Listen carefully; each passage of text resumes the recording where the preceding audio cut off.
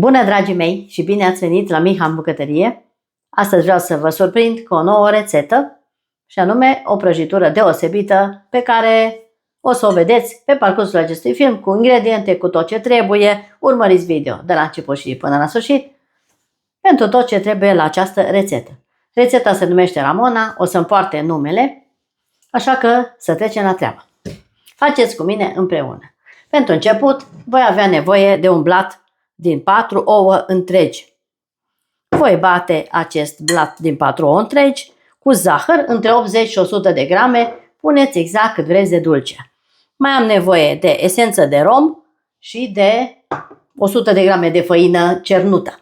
Pentru început bat aceste ouă foarte bine spumă, peste care voi adăuga, bineînțeles, puțină sare pentru gust.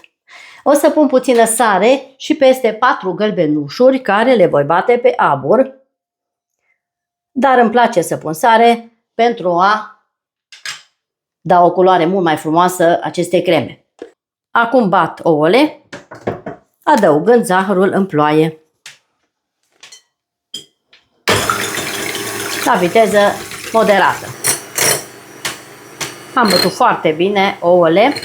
Acum voi adăuga esență de rom, o lingură. Am bătut bine ouăle spumă, așa, să fie gros. Acum voi pune 100 de grame de făină albă, cernută, peste ouă și voi amesteca cu mișcări legere până încorporez foarte bine ouăle și făină. Nu trebuie praf de cop sau altceva. Facem doar așa simplu cu făină. Am pregătit o tavă 40 pe 30 de centimetri, pentru că eu îl voi tăia în două. Cuptorul încins la 180 de grade Celsius. Am amestecat foarte bine. Acum o să iau tava. Foarte puțin unsă. Și voi goli compoziția în tavă. Voi nivela pe toată suprafața. Am nivelat frumos. Așa. Și acum o voi da la cuptor și o să vă spun câte minute a stat la mine în cuptor. Revin imediat și cu restul rețetei. Dragii mei, am pus o oală cu puțină apă la fiert. Iar aici am 4 gălbenușuri pe care le voi amesteca cu sarea. Și voi pune 80 de grame de zahăr. Dacă vreți, faceți mai dulce. Puneți mai mult zahăr. Puneți până la 100 de grame, 120. Amestec bine și o să pun pe foc, pe abur, pentru a face o cremă fiartă. Dumneavoastră, până fac eu crema, puteți să vă abonați, dacă vă plac rețetele mele, pe YouTube, rețete culinare cu Miha. Și cine dorește pe Facebook să intre în comunitatea miha.de, este de asemenea și acolo gratuit. Mulțumesc frumos pentru prietenia dumneavoastră. Apa fierbe. Acum voi pune pe foc și o să bat câteva minute bune până când obțin crema care o vreau eu. Deci să fie groasă și puțin lipicioasă. Dragilor, crema mea fiartă este gata. O voi lua jos de pe foc. Cu mare atenție, arde extrem de tare. Și o voi lăsa să se răcească la temperatura camerei. E perfect. Da, foarte bine. Acum o las la răcit. Blatul meu s-a făcut și el. Așa arată. Gata copt. A stat la mine în cuptor circa 20 de minute. Între 18 și 20 de minute. Îl voi scoate din tavă.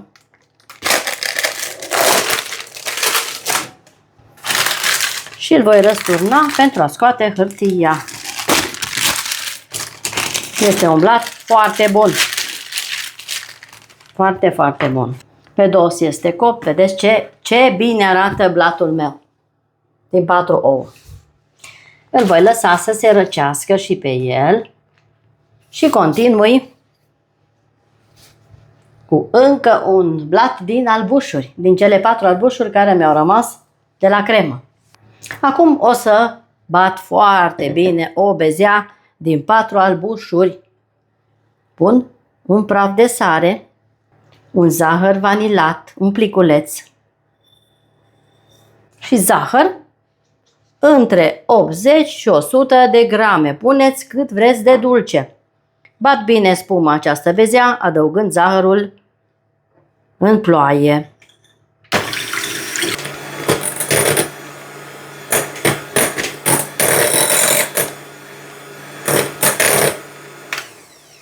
Am bătut foarte bine, vedeți, nu cade din bol. Trebuie să fie o bezea foarte fermă. Peste această bezea voi pune o lingură plină cu vârf de amidon de porumb. Încorporez așa foarte finuț. Am pregătit și o tavă unde voi pune să se coacă. Acum voi mai adăuga, foarte important, 200 de grame de alune măcinate, așa mai grosier, nu foarte finuțe. Voi pune alunele peste bezea. Și voi amesteca frumos și să vedeți ce prăjitură unică și deosebită vă fac eu astăzi la mine în bucătărie. Încercați rețeta mea cu mare plăcere. Amestec bine, bine.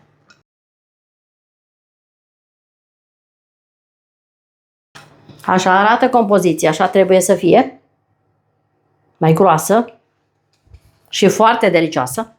Aici am o tavă tapetată cu hârtie, iar aici am o foaie de napolitană, doar una. Deci am tăiat-o, era mare și am tăiat-o exact de mărimea foii care vreau să o fac. 30 pe 20, țineți minte. Trebuie să o tăiați. O să pun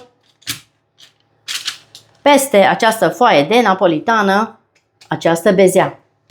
Absolut toată. Cuptor încins la 180 de grade Celsius. Temperatură sus și jos. Am golit bezeaua. Acum voi nivela pe toată suprafața în mod egal.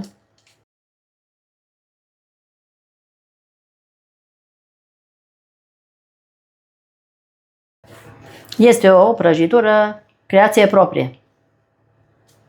Puteți să încercați cu mare încredere. Arată foarte bine.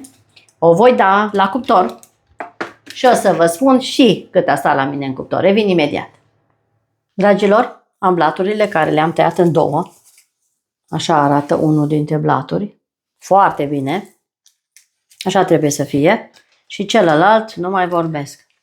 Celălalt cu foaia de napolitană și bezea deasupra cu multe alune. Le-am lăsat să se răcească și crema de asemenea. Acum voi bate untul, 200 de grame de unt la temperatura camerei. Îl bat spumă. Am bătut bine untul. Acum voi bate și crema, unde voi adăuga o lingură mare de nes. Torn nesul peste crema răcită și o voi amesteca bine.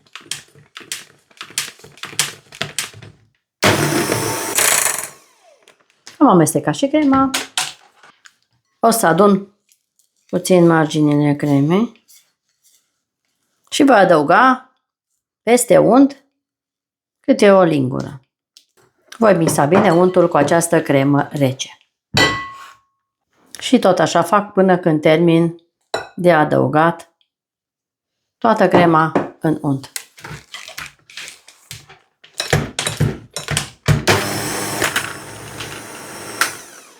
Acum adun puțin marginile pentru a amesteca untul foarte bine.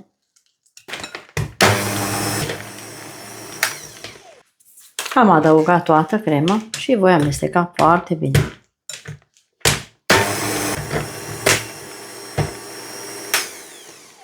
Voi aduna din nou marginea pentru a amesteca cât mai bine untul.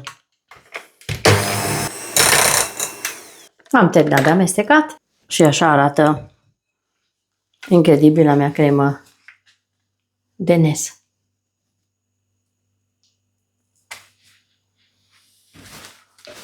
Cea mai bună cremă.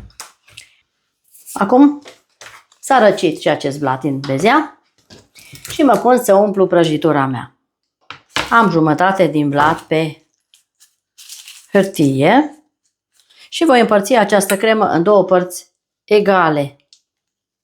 O parte în două și o să pun pe prima foaie și o să repartizez foarte bine pe toată suprafața. Până atunci, dumneavoastră apăsați clopoțelul pentru a primi notificări la timp cu tot ceea ce vă gătesc eu la mine în bucătărie. Este o prăjitură excelentă. Încercați să vedeți, să vă convingeți. Am nivelat bine. Peste aceasta voi pune foaia cu napolitana și voi presa puțin. Fără probleme.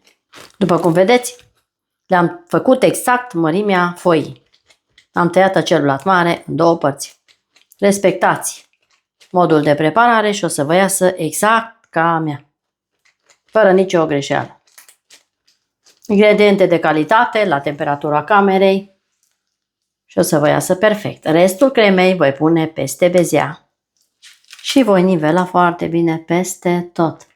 Am nivelat peste tot. Acum vin cu ultima foaie pe care o voi întoarce invers. Cu susul în jos și voi presa puțin.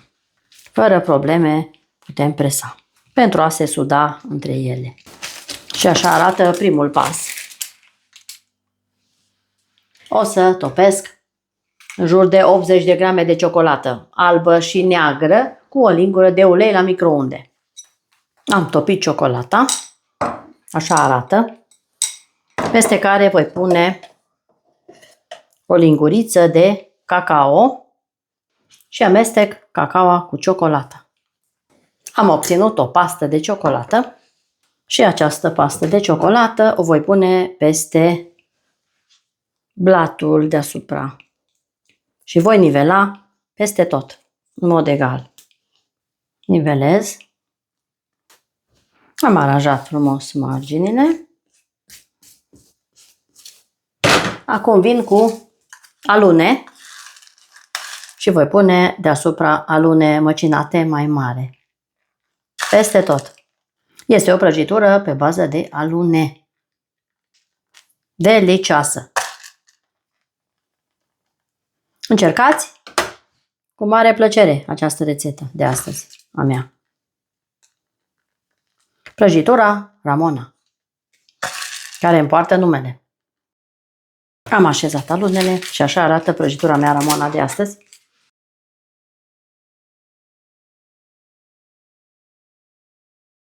Stă peste noapte la frigider și o să vin mâine cu felie cu produsul final. Până mâine, noapte bună, v-am pupat. Dragii mei, prăjitura mea Ramona a stat la frigider peste noapte. Așa arată prăjitura mea Ramona de astăzi, care îmi poartă numele. Vă invit să o preparați, fără îndoială. Este senzațional de bună. Foarte multe alune. Deci este o prăjitură pe bază de alune 100%. Aici am o bucățică care arată impecabil. Și vă garantez că este excelentă. O să gust să vă spun cum e. Este foarte bună. Nu vă rămâne decât să vă convingeți personal.